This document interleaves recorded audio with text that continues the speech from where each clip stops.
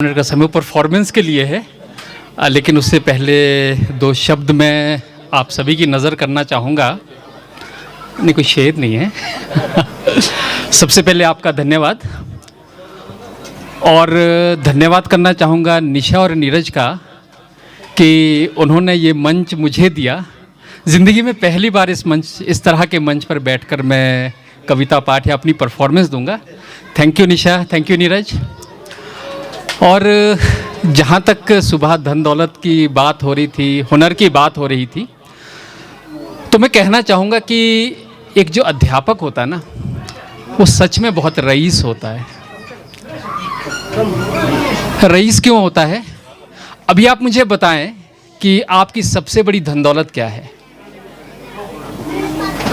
सबसे बड़ी धन दौलत क्या है आपकी? बच्चे हैं। और आपने पूरे बगहार की धन दौलत निशा और नीरज को सौंप दी है, तो बताएं इनसे रईस कौन होगा इस पूरे इलाके में? और जहाँ तक बात है कविता की, तो कविता एक किसी भी मन के उद्गारों से निकले हुए वो शब्द होते हैं जो कि उस समय और परिस्थिति को एक तरह से एक्सप्रेस करते हैं। तो कोशिश करता हूँ मैं भी लिखने की जो मनोभाव होते हैं उनको कागज़ पर उकेरने की। तो सभी के जीवन में एक बहुत अहम रोल होता है माँ का। एक माँ वो जो हमें जन्म देती है, और बहुत से भाग्यशाली ऐसे भी होते हैं जिनकी माँ होती है, जिसको हम दादी माँ कहते हैं। और मुझे भी वो सौभाग्य मिला है अपनी दादी माँ के आंचल में पलने का। हमारा बचपन उन्हीं की कहानियाँ सुनते हुए और उन्हीं के सानिध्य में बीता है। और जब कोई व्यक्ति विवाहित होता है तो एक माँ और होती है, सासू माँ, तो उनसे भी काफ़ी एक सानिध्य में रहते हैं और माँ की तरह वात्सल्य और प्रेम उनसे भी मिलता है। तो यदि इजाज़त हो तो दो कविताएं मैं कहना चाहूँगा, और माँ के ऊपर। सबसे पहले मेरी दादी माँ के ऊपर।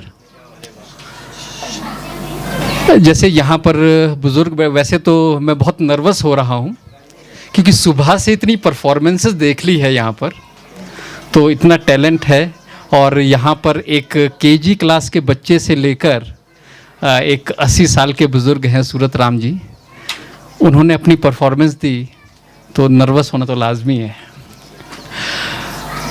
थोड़ी मैं भूमिका पहले बताना चाहूँगा। जैसे सूरत राम जी या कोई बुज़ुर्ग हैं, तो क्या होता था पुराने हमारे ग्रैंड पेरेंट्स के टाइम में, हम जो काउंटिंग करते थे वो 20 तक करते थे। 1, 20, 2, 20, इस तरह से हमारे बुज़ुर्ग जो फॉर्मल एजुकेशन में नहीं गए वो इस तरह से काउंटिंग करते थे।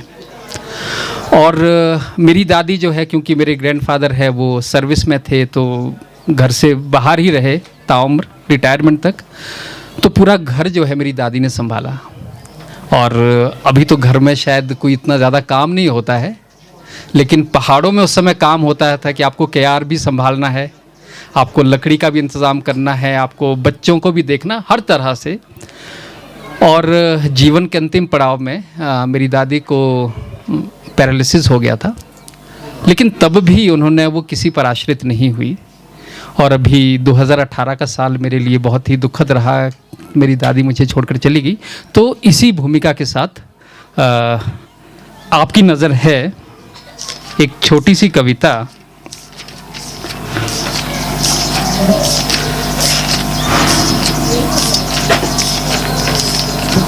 मेरी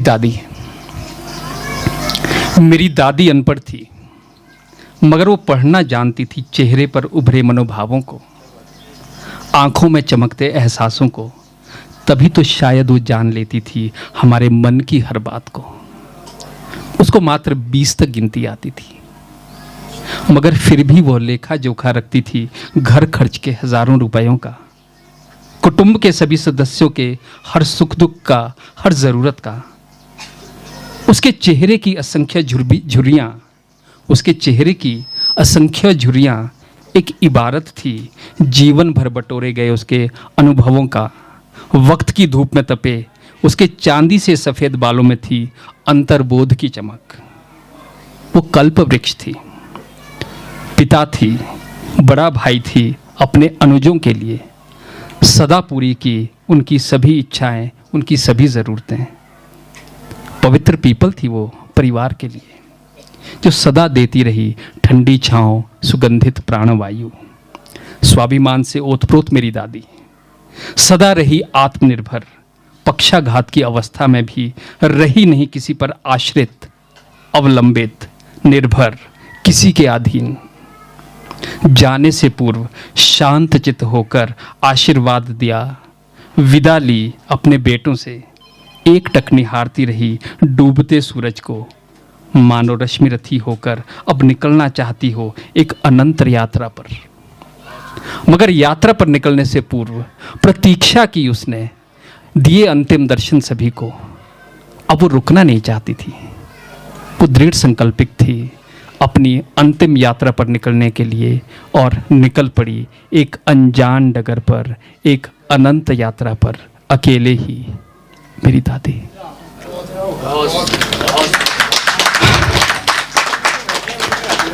ये 2018 की बात है, कोविड से पहले की, और शायद 2018 का साल मेरे लिए जीवन का सबसे दुखमय साल रहा। मेरी दादी मुझे छोड़कर गई, और जैसे कि मैंने पहले कहा कि कोई व्यक्ति विवाहित होता है तो अपनी माँ, तो जो जन्म देने वाली माँ तो वो तो है ही है, लेकिन एक माँ से और नाता जुड़ जाता है, और वो भी 2018 में हमें छोड़कर गई।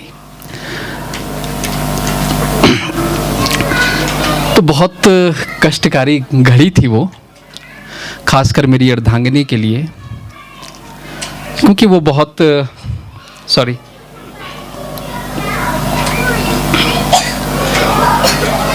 सबसे बड़ी बेटी घर की, बहुत कनेक्टेड थी अपनी माँ से।